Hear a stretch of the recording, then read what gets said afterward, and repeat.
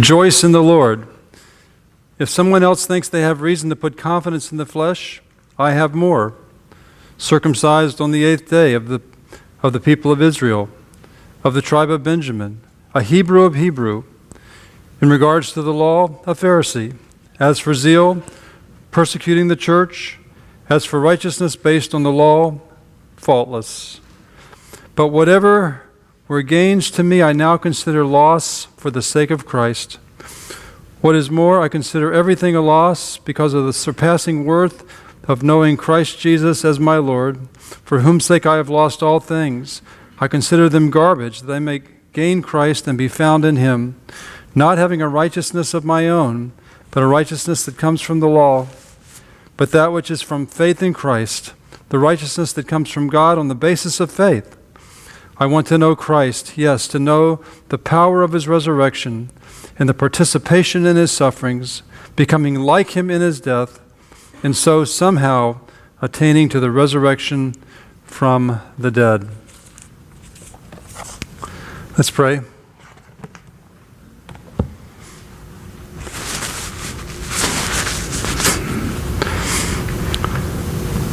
Lord, we thank you this morning for your presence here. We pray now that the words of my mouth and the meditations of every one here, every man, every woman, every boy, every adult, every girl, every person present, may we offer to you our openness of heart, our willingness to obey. In Christ's name we pray it. Amen.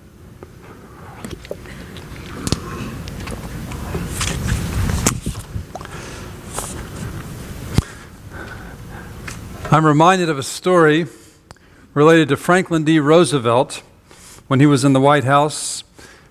And as with all presidents, there's a duty to engage all the wearisome lines where you have to have a receiving line and shake hands with all the people coming to be there. And as you're going through the line, all the social pleasantries that might be associated with that.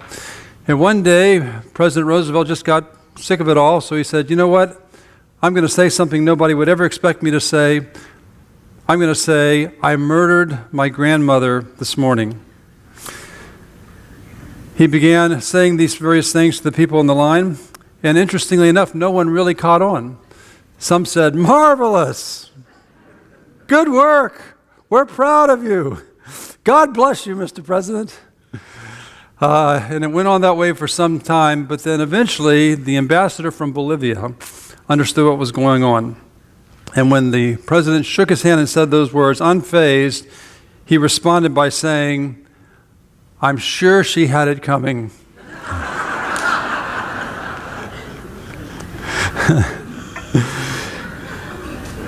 Here's the difference between appearance and that which is authentic. All of us want that which is authentic.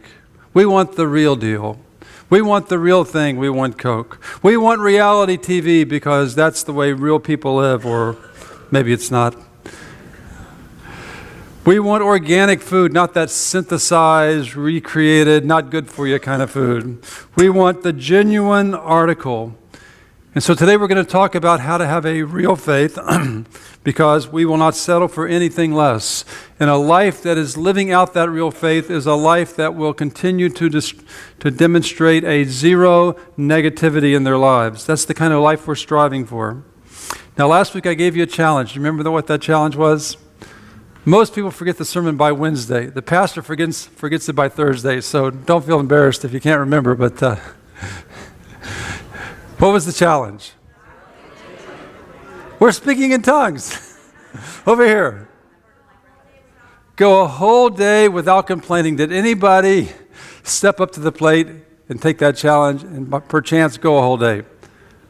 All right. Now remember, thou shalt not lie. It's still one of the commandments. Well, you know, I gave some effort to that as well. Now you have to ask my wife, Leslie, whether I achieved 100% a negativity-free zone. But here's some thoughts I had along the way this past week. I found that just making it a goal made me more aware the kinds of decisions I was making with my life, the kinds of words I was choosing to speak. It made me aware that I can sometimes easily go from talking about a problem, which is a good thing, to complaining about the problem. And I began to look for ways where I'm making that transition and what I need to do to stop doing that. And then I was aware that when I was speaking words of affirmation, when I was in that mode, it was almost impossible to complain.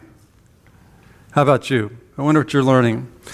Today we're going to talk about the relationship between joy and faith.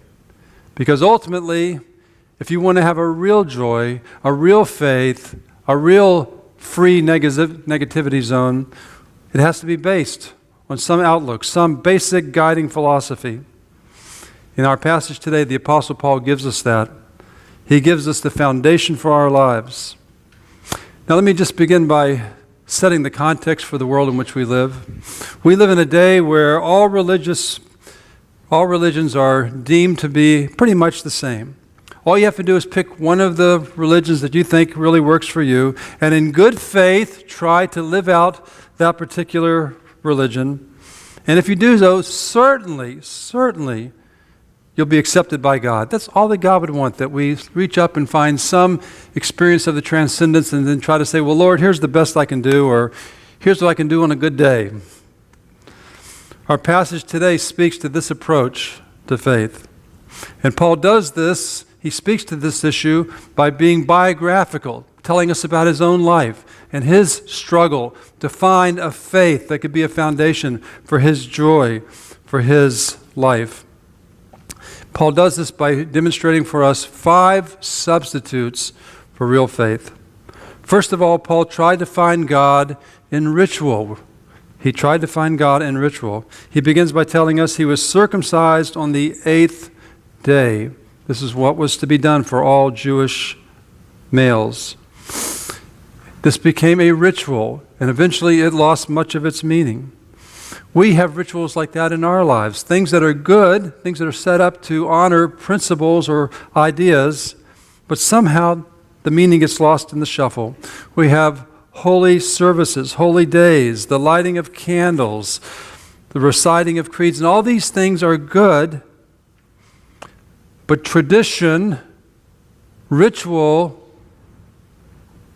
is a good servant, but a very harsh and indeed cruel master, if that's what's guiding your faith.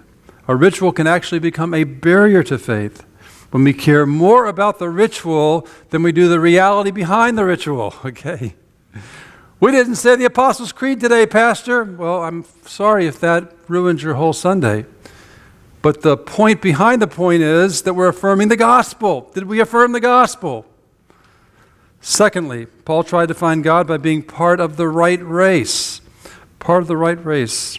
He said he was from the tribe of Benjamin. If you know your Old Testament, you know that there was a point at which the northern part of Israel separated from the southern part of Israel. The 10 tribes went north and the 2 tribes went south. And the 2 tribes that went south were Benjamin and Judah. And it would be from the area of Judah, the tribe of Judah, that we would find the throne of David. And after the throne of David, there would come all the faithful remnant that would stay with Israel despite the many difficult things they would go through. Some people say, well, I'm born in America, so I'm a Christian. Are you a Christian? Sure. Isn't everybody in America? In a sense, we're a Christian nation. We're not Muslims. We're not Hindus. We're not Jews. By and large, we're Christians. And that's what makes me a Christian. And yet Paul came to see it wasn't about being about the tribe of Judah.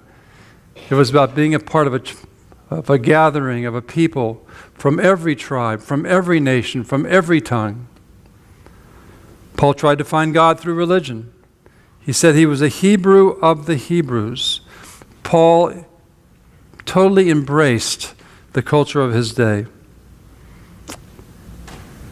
He gave himself wholeheartedly to the traditions and the culture.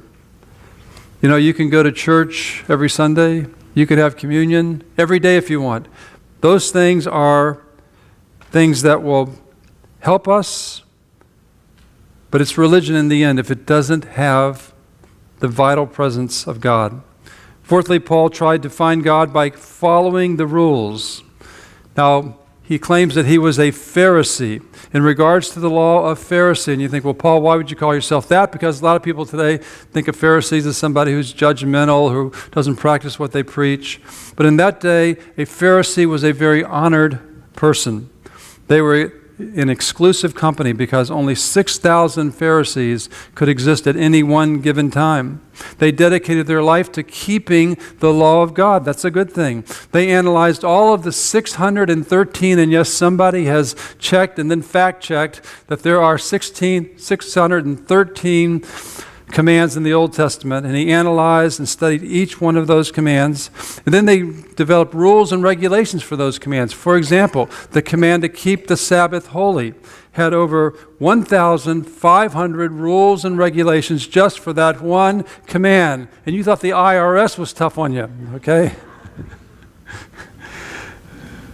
Finally, Paul tried to find God by having the right reputation. He says, as for legalistic righteousness, faultless. Paul did a good job of keeping the rules. No one could point to a single place in his life where they could say, hey, Paul, you need to get it together in that area. In fact, if Paul would have been there when Jesus said, let him who is without sin cast the first stone, probably Paul would have started looking around for some big boulder, because there was nothing he could point to in his life that he felt was opposite or going contrary to God's laws. And yet, instead of God's word being a source of energizing joy, it was a burden for him, something that he had to maintain and do on his own strength.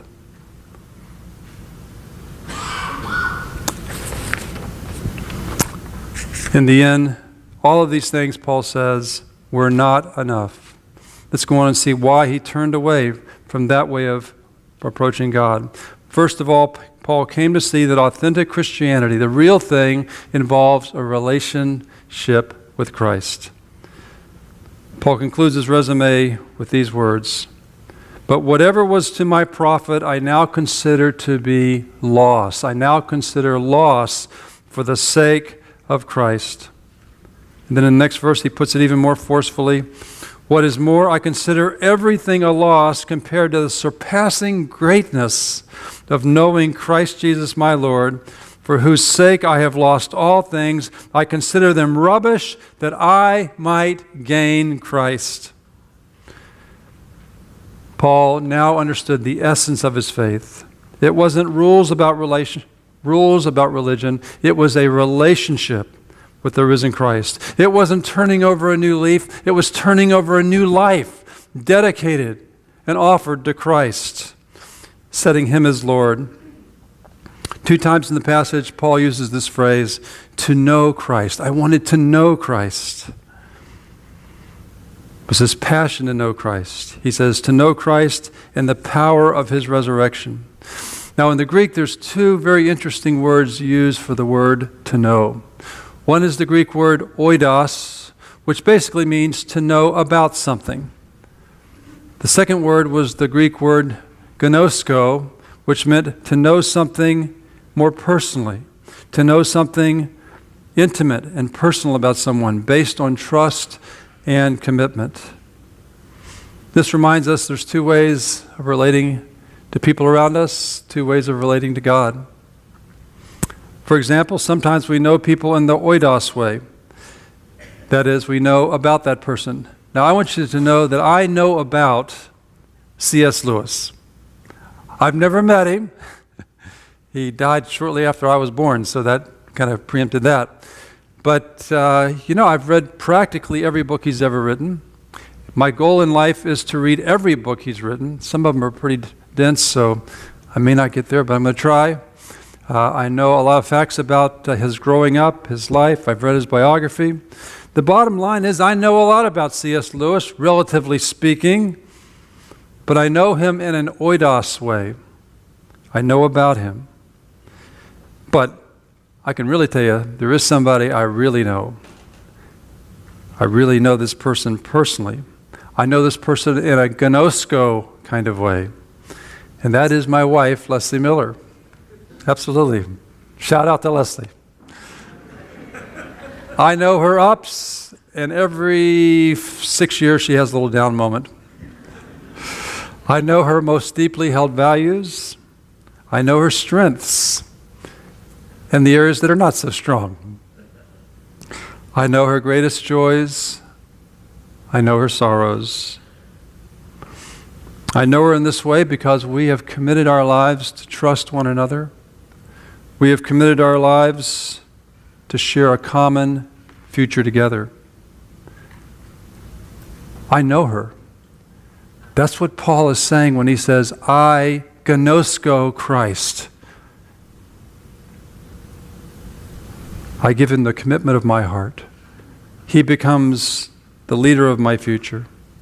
Do you see the difference? Eternal life does not come from knowing about Jesus. It comes from knowing this Christ, believing that he has the prescription for the life that we are seeking. Secondly, we learn that authentic Christianity involves the righteousness of Christ. The righteousness of Christ.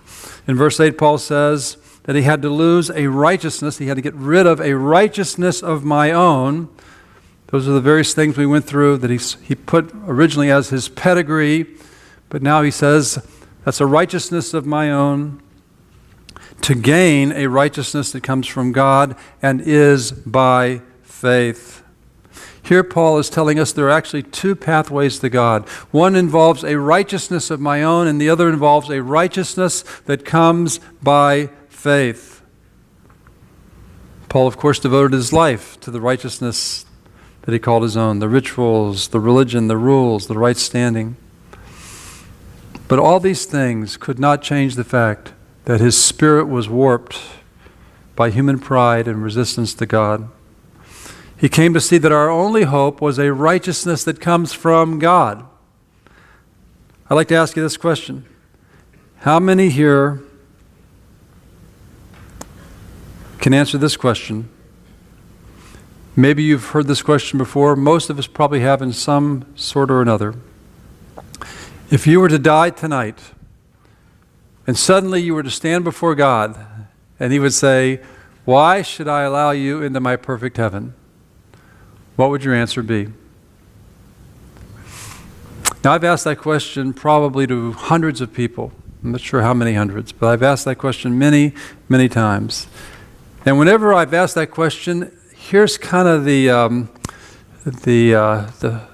most common, probably 80% of the time I hear something like this. Well, because I've tried to live a good life, I've done the best I can. I'm not perfect, but I've really tried to do it, and I think me and the man upstairs, we have this kind of relationship, and he understands. Okay. I came across a writing by a very respected theologian whose books have been on the bestseller list, but he does not believe in the righteousness that comes through faith. He believes in the righteousness that we have on our own. He writes these words, I thought I had to be perfect. Where did so many of us get this notion? Did we get it from parents who hoped that we would make up for empty spaces in their own lives? From teachers who took for granted everything that we did right and focused on every mistake? From religious leaders who told us how Adam and Eve broke one rule and were punished forever? I believe in a God who knows how complicated human life is, how difficult it is to be a good person at all times, and who expects not a perfect life, but an honest effort at a good one. Does this sound like the Apostle Paul here? I don't think so. He continues, life is like a baseball season where even the best teams lose at least 1/3 of its games, and even the worst teams have days of brilliance. The goal is not to win every game, but to win more games than you lose. And if you do that often enough, in the end, you may find, he said you may find. He's not promising this now, okay? He's got his doubts, perhaps. He's not going to say you must find or therefore it will be. No, he says you may find that you have won it all. Here's a man who says, life's complicated. We get busy.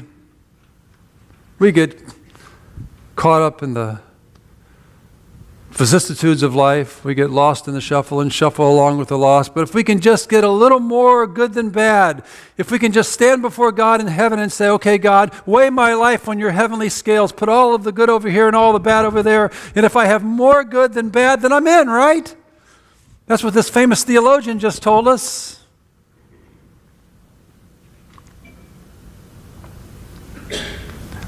Let's be sure that God does care about right and wrong. He does care about doing good. Some people spend their lives doing a great deal of good and bless others. But the issue here is, what is God's standard of goodness? What is God's standard of justice? God's standard of justice is that we honor Him with every thought, word, and deed throughout our life. God's standard of justice is that we live for His glory and nothing else. God's standard of judgment is that we live consciously in His will all the time, just as Jesus did. This is hard to accept in our lives because deep down we want to agree with Shakespeare that to err is human. We're all caught in that, so why would God judge us for that? Well, He judges it because it's a direct consequence of our turning away from Him. But despite our moments of goodness and redeeming features, God says, all our righteousnesses are as filthy rags, Jeremiah said. When it comes to acceptance to God, there's no difference between the greatest saint and the worst sinner. That sounds like heresy, but think about it this way. Let's say that we all today, after the service, went down to the Madeira Beach side, right there by the beach. And we said, okay, we're going to try to swim to England. We have to go around a little bit, then come out in the Atlantic, I guess. They're going to swim to England, okay? And how far you swim is going to be based on your moral ability. The better person you are, the further you'll swim. So we'll find out who's really doing right and who's really not living a good life. So we all go down there and we decide, okay, we get in the water, we start swimming, and you might have thought, oh, Dave, he'd have gone way out there, but after about 2 or 3 waves, I'm kind of floundering around, about ready to go under, and maybe some people we didn't think would swim so far, they're swimming much further than us, and then there's a few of you out there, Fran Darling and others like her, the Mother Teresa of Faith Presbyterian Church. And, they go way on. I mean, it's like they're going on forever. They don't go 5 miles. They don't go 10 miles. They go 100 miles towards England. But in the end, no one is able to get there.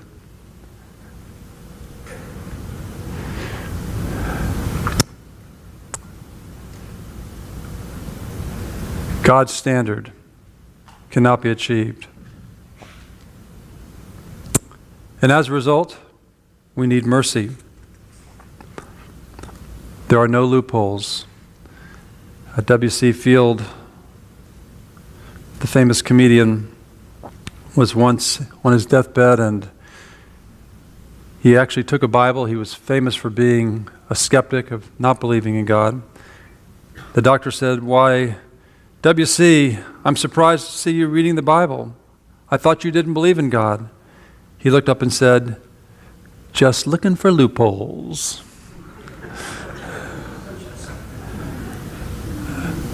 My brother, my sister, I tell you today, there are no loopholes. The gospel, as broad as it is narrowed down to our choosing that gospel. As Paul puts it, those who trust in the righteousness that comes from from God by faith. That is our hope. That is our imputed righteousness. That is our alien righteousness. Okay, so I left you hanging on that question. What are you going to say to God when you come into heaven? And he says, why should I allow you to remain in my perfect heaven? Well, here's my answer. Jesus. Jesus. Jesus is my righteousness. Jesus is the one that sets me free. Jesus is my hope. Jesus is my vindication. Apart from that, there is no other hope. And then thirdly, and very quickly, authentic Christianity involves the power of Christ. Paul concludes, I want you to know Christ and the power of his resurrection. I love this Greek word for power. It's the Greek word dunamos. And I've said before as I've preached on this, that dunamos sounds a lot like an English word that we often hear. It's the word dynamite, okay? Think about that. He says, I want you to know Christ and the dynamite of the resurrection. You know, I think the resurrection can sometimes just become one of many theological concepts out there. The resurrection is what explodes everything for us. If Christ rose from the dead, then he is the Son of God. Everything we believe has been vindicated. And he promises to put that resurrection life in us as well. And I know it's not Easter, but I love to talk about the resurrection because it brings transformation. It gives us the power to change negative habits. It gives us the power, the dynamite, to forgive those who have hurt us. He gives us the power to reach out and to love the unlovely. He gives us the power to honestly admit our failures, even to face our shame. It's the power to maintain hope for all of our future. Let's close in prayer.